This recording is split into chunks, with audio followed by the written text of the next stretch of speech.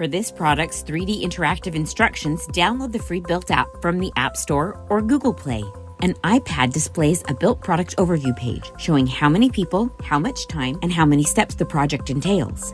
Users begin with the end in mind and review what tools are required and what parts are included. The instructions proceed step by step with voice and text guidance. Built offers play-pause control so users can work at their own pace. The animated 3D images show how each part fits together in the assembly or installation. This video is merely a preview of the first few steps of the Built instructions, meant as an interactivity demonstration only. Within the Built app, users can interact with the 3D images on a touchscreen to control the angle, perspective, and size of the animation. For the fully interactive experience, download Built. A woman using Built on an iPad drags her finger across the screen, rotating the image.